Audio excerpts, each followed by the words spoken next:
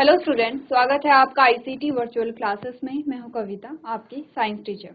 उम्मीद करती हूं आप सभी अच्छे होंगे और स्वस्थ होंगे। तो क्लास स्टार्ट करेंगे अपना चैप्टर, जिसमें हम बात कर रहे हैं reaching the age of adolescence, यानी कि हम बात कर रहे हैं किशोर अवस्था के बारे में। किशोर अवस्था क्या होती है, क्या एज होती है किशोर अवस्था की, क्या क्या चेंजेस आते हैं किशोर अवस्था में, किशोर अवस्था क्यों यहाँ पर आ रही है, इन सभी के बारे में हमने बात की है। हमारा टॉपिक चल रहा है कि जो किशोर अवस्था जो है उसमें आने वाले जो चेंजेस हैं वो किसकी वजह से आते हैं। तो हमने कहा हमारी बॉडी में सिक्रेट होते हैं कुछ लिक्विड, कुछ तरल, उन्हें हम कहते हैं हार्मोन।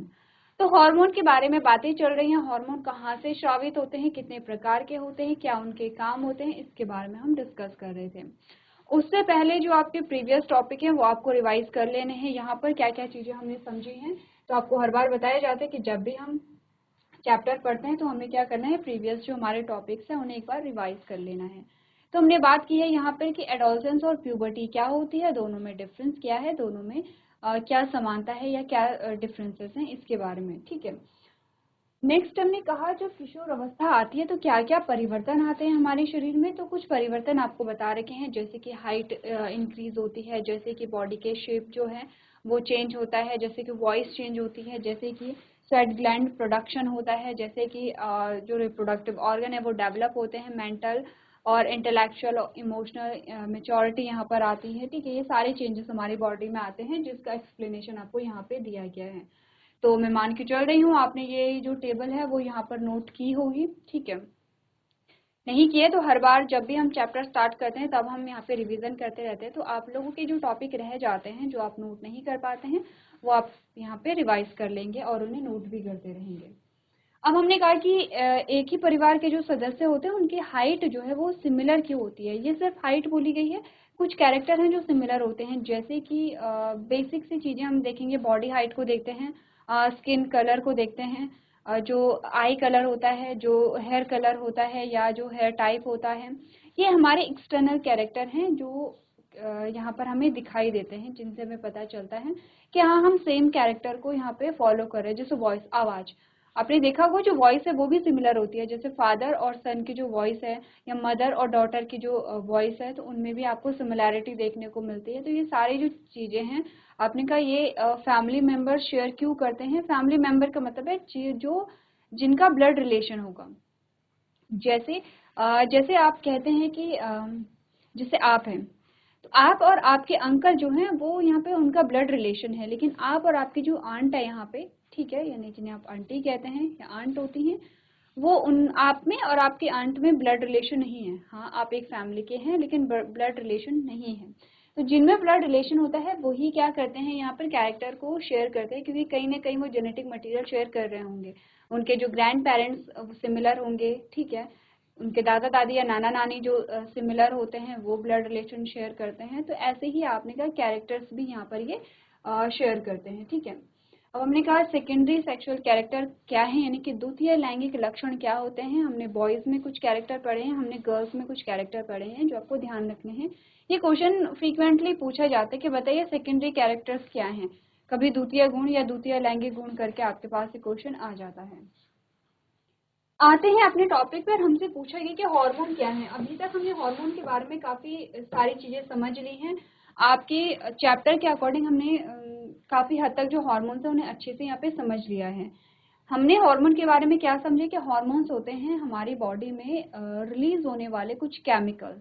ठीक है, केमिकल्स यानी कि कुछ रसायन होते हैं, क्योंकि हमारी बॉडी के अंदर नेचुरली रिलीज हो रहे हैं तो इन्हें हम बायोकेमिकल भी कह सकते हैं, कुछ गलत नहीं होगा। ठीक है, तो ये जो केमिकल्स होते हैं ये कहाँ से निकलते हैं, हमारे ही बॉडी पार्ट से निकलते हैं। यही हमने प्रीवियस लेक्चर में भी बात की थी कि ये जो केमिकल्स हैं ये हमारी बॉडी पार्ट, आपने प्रीवियस लेक्चर में नोट किया होगा। यहाँ पे हमने कहा कि ये जो केमिकल्स होते हैं जिनका नाम क्या है, हार्मोन है।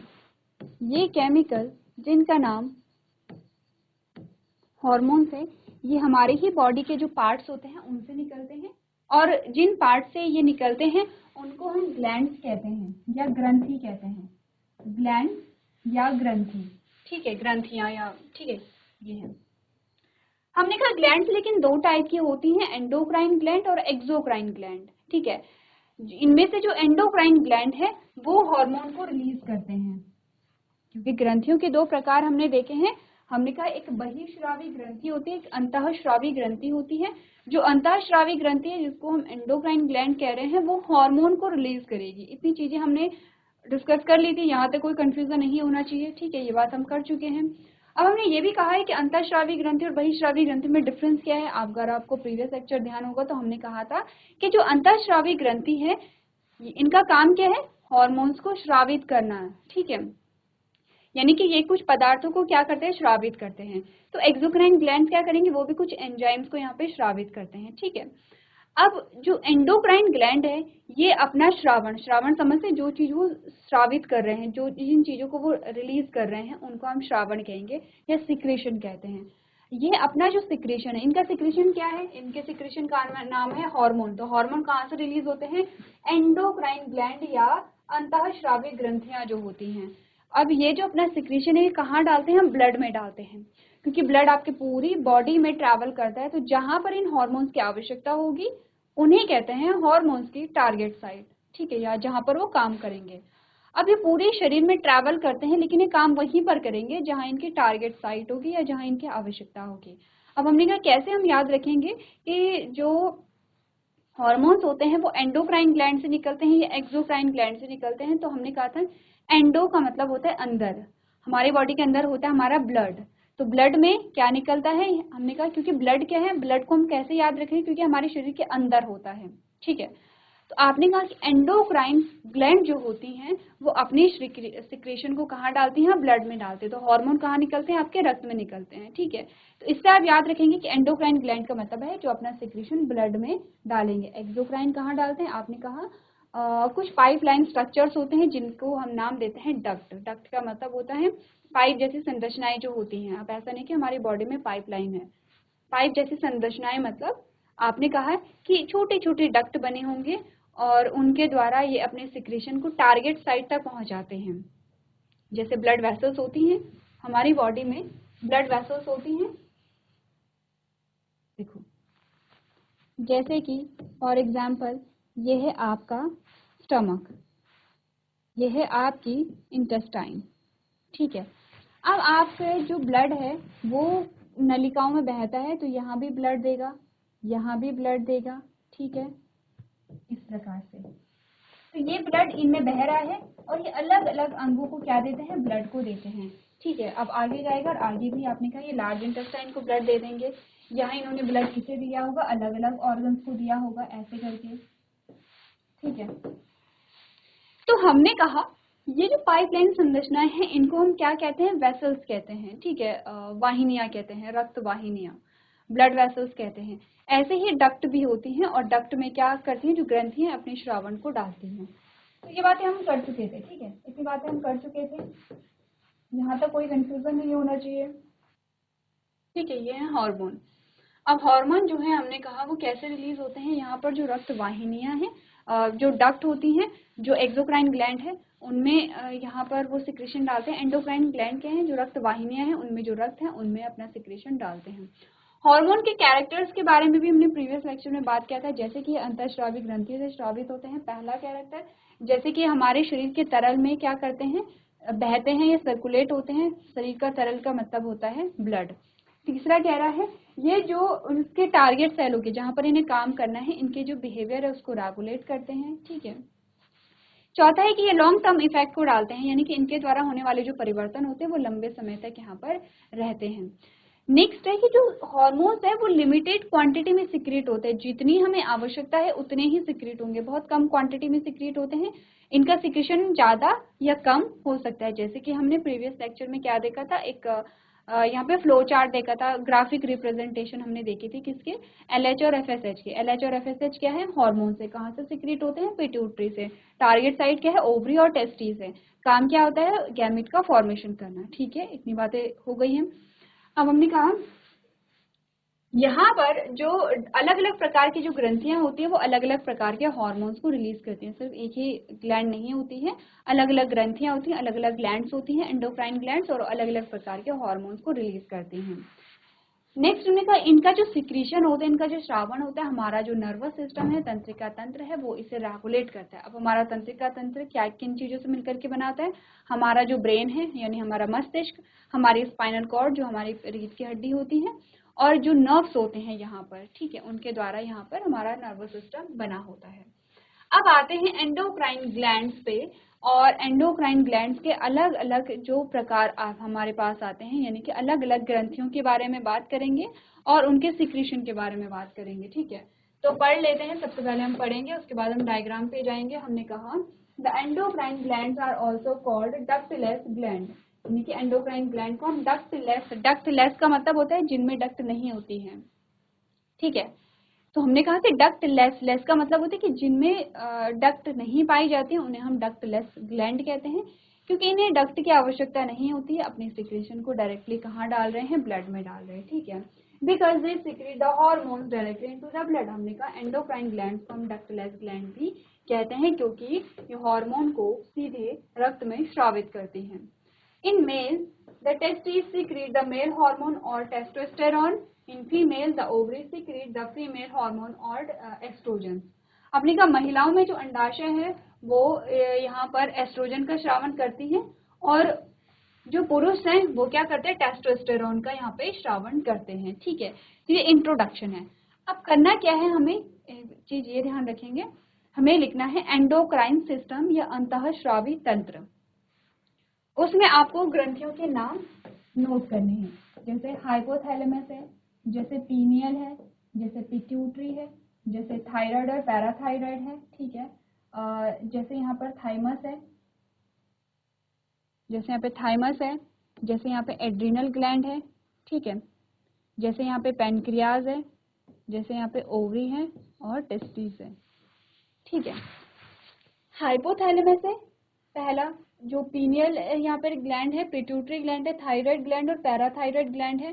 थाइमस है यहाँ पर, एड्रिनल ग्लैंड है, किडनी है यहाँ पे, पैनक्रियाज है, ओवरी है और टेस्टिस है। इनको सीरियल वाइज आप पहले नोट कर लेंगे, ठीक है। सीरियल वाइज क्या करना है आपको? नोट यहाँ पर कर देना है।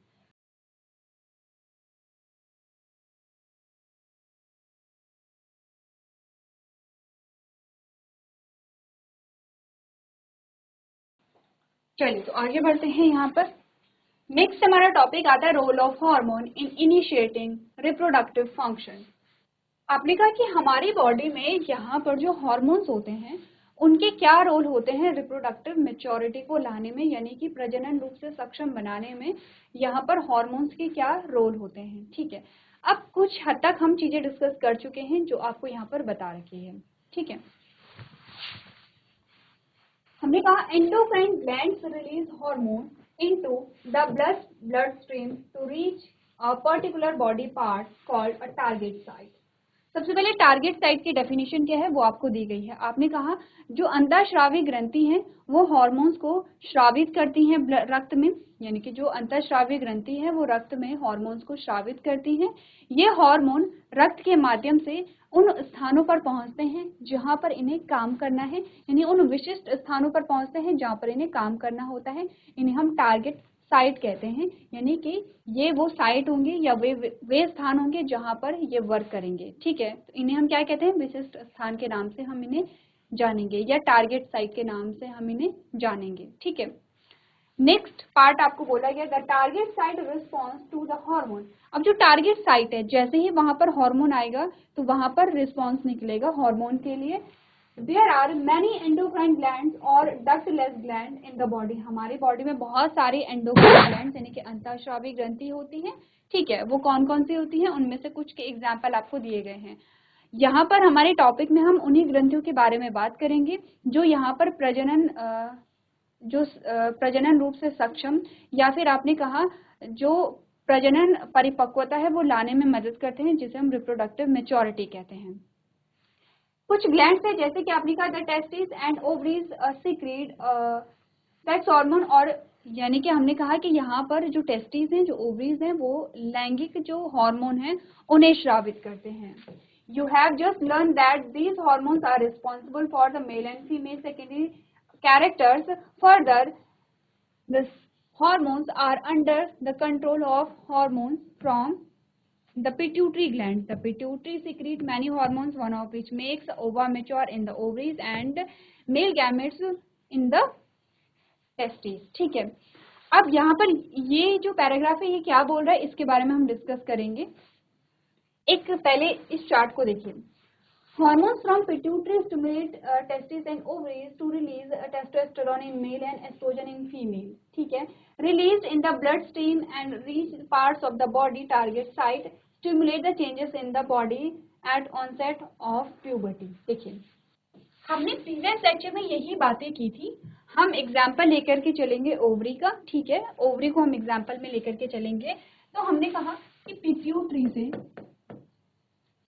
ये प्रीवियस लेक्चर में भी हमने बोला था, पिट्यूटरी से दो प्रकार के हार्मोन, एक का नाम है LH और एक का नाम है FSH। LH का मतलब होता है luteinizing hormone, follicle stimulating hormone. ठीक है, अब ये जाती है कहाँ? ओवरी में। ये है ओवरी, LH भी ओवरी में है और FSH भी ओवरी में आता है। ये ओवरी क्या करती है? यहाँ पर फॉलिकल्स होती हैं, इनका नाम होता है फॉलिकल्स, और ये फॉलिकल्स बड़ी होने लगती हैं। जैसे जैसे ये फॉलिकल्स बड़ी होने लगती हैं, इनसे निकलने लगता है एक फीमेल हार्मोन। ठीक है, उस फीमेल हार्मोन का नाम है एस्ट्रोजन। और जैसे जैसे ये बड़ी होती हैं तो ये टूट करके क्या निकालती हैं? यहाँ पर फीमेल गैमेट, फीमेल गैमेट बना, और अब यहाँ से क्या निकलता है? प्रोजेस्टेरॉन। ठीक है,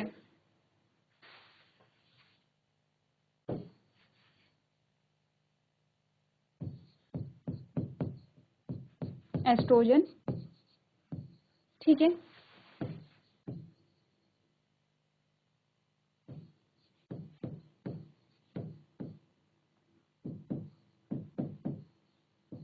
प्रोजेस्टेरॉन।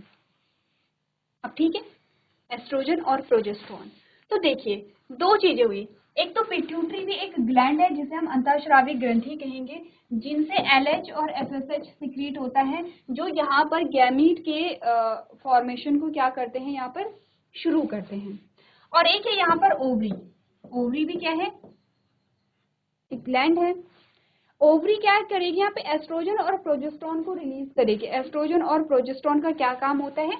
ये यहाँ पर सेकेंडरी कैरेक्टर के लिए इंपॉर्टेंट होते हैं। ठीक है, प्रोजेस्टेरॉन की बात करें तो इसे हम प्रेगनेंसी हार्मोन भी कहते हैं, यानी कि जब प्रेगनेंसी क्रिएट करने के लिए ये हार्मोन रिलीज होता है प्रेगनेंसी को बनाए रखने के लिए।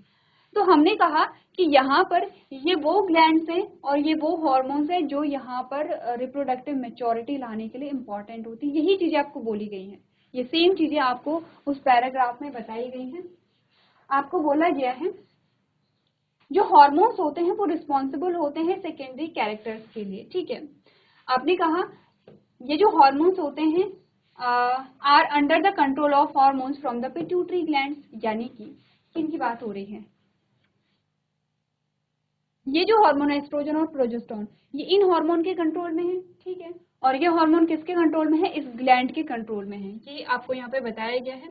अब हमें बताया गया है कि मेल और फीमेल में कौन कौन से हार्मोन्स रिलीज होते हैं। तो यहाँ पर आपने कहा जो testes and ovaries secrete the hormones, you have just learned that these hormones are responsible for male and female secondary characters. Further, the hormones under the sex hormone under the control of hormones from the pituitary gland. The pituitary secrete many hormones, one of which makes the ova mature in ovaries, यानी कि ये hormone क्या करेंगे? जो gamete है उन्हें यहाँ पर मेच्योर करते हैं। ठीक है, अब यहाँ पर अगर हम बात करें, आपने कहा hormones from pituitary stimulate the testis and ovaries to release testosterone. अगर हम मेल हार्मोन की बात करें तो उसका नाम है टेस्टोस्टेरॉन, और अगर हम फीमेल हार्मोन की बात करें तो इसका नाम है एस्ट्रोजन। अब आप कहेंगे प्रोजेस्टेरॉन क्यों नहीं लिखा? क्योंकि प्रोजेस्टेरॉन प्रेगनेंसी हार्मोन होता है। ठीक है, वो बाद में होता है, पहले एस्ट्रोजन रिलीज होता है, बाद में प्रोजेस्टेरॉन रिलीज होता है। ठीक है, क्लियर है इतना? तो अब आप समझ चुके हैं कि हार्मोन्स हार्मोन्स के क्या रोल होते हैं। आपने कहा जो युग्मक निर्माण होता है, इसीलिए आपको बोला गया था कि आपको क्या करना है, जो प्रीवियस हमारा चैप्टर है रिप्रोडक्शन आपको अच्छे से समझना है, तभी आप इस चैप्टर को समझ पाएंगे। हमने रिप्रोडक्शन में पढ़ा था गैमेट फॉर्मेशन होता है, गैमेट फॉर्मेशन जब होगा तभी यहाँ पर फर्टिलाइजेशन हो पाएगा। और गैमेट फॉर्मेशन के लिए कौन इंपॉर्टेंट है? हार्मोन्स इंपॉर्टेंट होते हैं। ठीक है, कौन कौन से है? LH है, FSH है, यानी कि ल्यूटिनाइजिंग हार्मोन है, फॉलिकल स्टिमुलेटिंग हार्मोन है, टेस्टोस्टेरोन है मेल में, एस्ट्रोजन है फीमेल में, ये सारे हार्मोन्स इंपॉर्टेंट होते हैं। तो चलिए आप लोगों को ये सारे जो पॉइंट्स है वो नोट कर लेने हैं।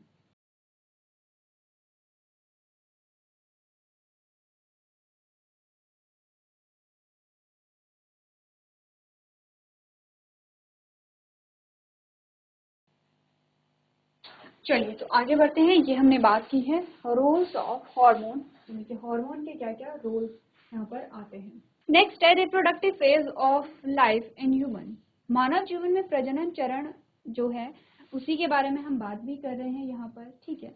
पढ़ लेते हैं। आपने कहा the ability of production of gamete in human last until a certain time period only. This time period vary between male and female. यानी कि हमने कहा मनुष्यों में युग्मक के उत्पादन की जो क्षमता होती है वो निश्चित समय अवधि तक ही रहती है। ये समय अवधि पुरुषों और महिलाओं के बीच भिन्न भिन्न होती है। तो बेसिकली हम बात कर रहे हैं रिप्रोडक्टिव फेज के बारे में कि शुरू कब होता है और कब तक रहता है रिप्रोडक्टिव फेज, जिसमें हमें बोला गया है कि जो रिप्रोडक्टिव फेज है उसकी एक निश्चित समय अवधि होती है और ये जो समय अवधि है वो मेल और फीमेल में अलग अलग होती है। ऐसा क्यों बोला गया है? जो यहाँ पर प्रजनन अवधि होती है वो तब तक होगी जब तक कि युग्मक का निर्माण हो रहा है। अगर हम फीमेल की बात करें तो फीमेल में जो युग्मक का निर्माण होता है वो 11 से 13 वर्ष की उम्र के बीच शुरू हो जाता है। तो यहाँ पे क्या होता है, स्टार्ट होता है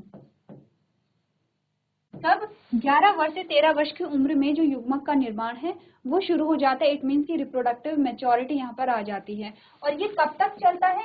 आपने कहा ये 45 to 50 की एज तक चलती है, यानी कि 45 से 50 वर्ष की उम्र तक ये चलता है।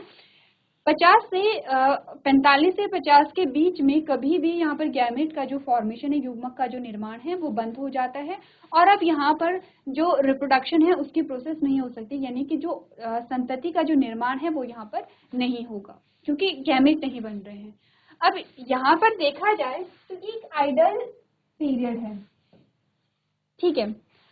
एक और चीज आपको ध्यान रखनी है, दो शब्द आपको ध्यान रखने हैं। जब भी यहाँ पे क्या होता है, रिप्रोडक्टिव मैच्योरिटी आती है और जब रिप्रोडक्टिव मैच्योरिटी आने का मतलब है कि गैमेट का निर्माण होगा, गैमेट का फॉर्मेशन होगा।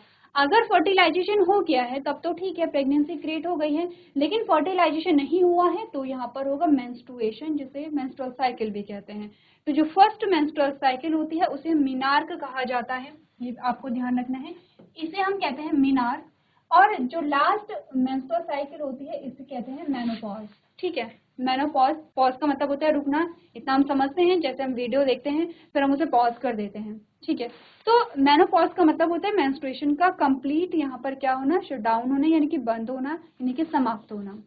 अब ये एक आइडल एज है मेनोपॉज के लिए 45 से 50 वर्ष की उम्र में। लेकिन हम देखते हैं अभी अगर हम देखें तो यहाँ पर बहुत फ्लक्चुएशन आ रही है इस एज में। मेनोपॉज जो है वो अर्ली एज में हो जा रहा है।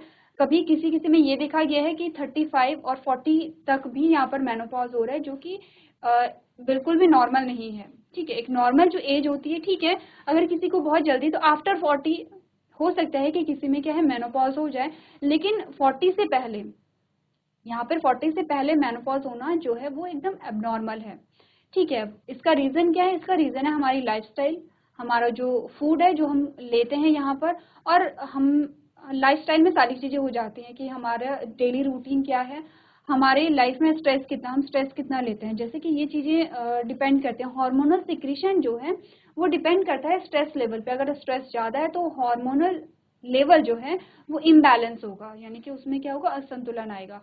और अगर हार्मोन में असंतुलन आता है तो आपकी बॉडी की जितनी भी प्रोसेस है वो सभी क्या हो जाएंगे, यहाँ पर उनमें संतुलन नहीं रहेगा, यानी कि इम्बैलेंस हो जाएंगे सारे, ठीक है। तो यही आपको बोला गया है रिप्रोडक्टिव फेज इन फीमेल। अगर फीमेल में रिप्रोडक्टिव फेज की बात करें, आपने कहा it begin from the age of 10 to 12। अब ये एज जो वेरी करती है, हमारे पास जो एक आइडल एज है वो 11 से 13 वर्ष है, उसमें 10 भी हो सकता है, 13 से 14 भी हो सकता है, इतना आपको ध्यान रखना है। इससे ज़्यादा नहीं होगा, ऐसे नहीं कि 7-8 भी हम लिख रहे हैं, लेकिन हमने कहा कि मिनिमम 10 और मैक्सिमम 14 जो है यहाँ तक इस एज के बीच में जो किशोर अवस्था है वो आ जानी चाहिए होती है, ठीक है। हमने कहा it begin from the age of 10 to 12 years and last until the age of 45 to 50 years, यानी कि ये 10 से 12 वर्ष की आयु में शुरू होती है और 45 से 50 वर्ष की आयु तक रहती है। ध्यान रखिए ये सिर्फ फीमेल के लिए है, ठीक है, ये सिर्फ फीमेल की बात हो रही है। When females hit puberty, the egg or ova start getting mature। जब महिलाओं में युवा अवस्था आती है तो यहाँ पर जो अंडाणु है उनका निर्माण होता है। अंडाणु क्या है, यहाँ पे गैमेट है यानी कि युग्मक है। क्लियर है, ये इंपॉर्टेंट चीजें हैं और ये आपसे पूछी जाती हैं कई बार, तो आप इन्हें क्या करेंगे, यहाँ पे नोट कर लेंगे।